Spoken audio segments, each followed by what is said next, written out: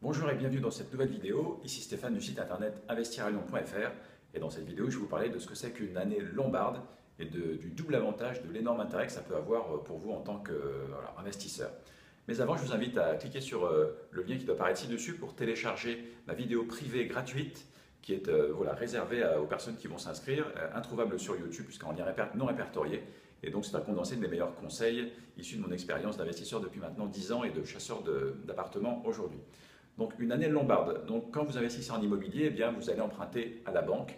Et l'idée, eh bien, c'est qu'il peut y avoir des erreurs, malheureusement, qui se glissent, ou heureusement pour vous, qui se glissent dans l'édition d'offres de prêt. Et qui dit erreur, eh bien, dit c'est un vice de forme, on appelle ça un vice de forme. Et qui dit vice de forme, dit vice de consentement. Et donc ça peut vous amener à justement négocier avec la banque, ou même pourquoi pas aller au procès pour vous faire rembourser les intérêts d'emprunt.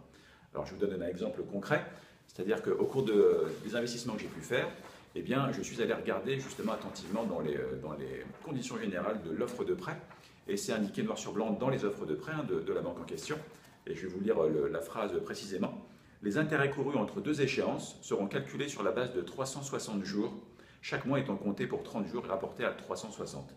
Donc c'est cela en fait une année lombarde, une année civile classique, comme vous le savez c'est 365 jours, il y avait des années bissextiles également, et là eh bien, la banque, d'un usage assez ancien, calcule le taux sur 360 jours, ce qui ne correspond pas à la réalité. Et donc ça va fausser légèrement le fameux TEG, le taux effectif global, et ça présente un vice de forme et donc un vice de consentement. La conséquence, encore une fois, comme je vous le disais, c'est que vous pouvez prétendre au remboursement intégral de tous les intérêts d'emprunt que vous avez payés à la banque. Si on prend un exemple comme celui-ci, ça devait être un emprunt de l'ordre de 120 000 euros, et donc ça représente tout de suite entre 30 et 40 000 euros d'intérêts d'emprunt, selon le taux de souscription à l'époque. Et voilà, vous pourriez prétendre à vous faire rembourser ce genre de montant.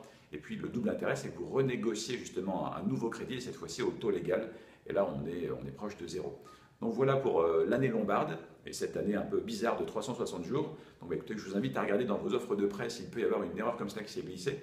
Il existe plusieurs autres erreurs possibles, des vices de forme. Il existe aussi des sociétés spécialisées qui se chargent pour vous d'éplucher les dossiers et de la procédure si besoin. Donc écoutez, merci d'avoir regardé cette vidéo. Cliquez sur j'aime juste en dessous si vous l'avez aimé et abonnez-vous à la chaîne YouTube puisqu'il y aura d'autres conseils gratuits comme ça qui vont arriver en série.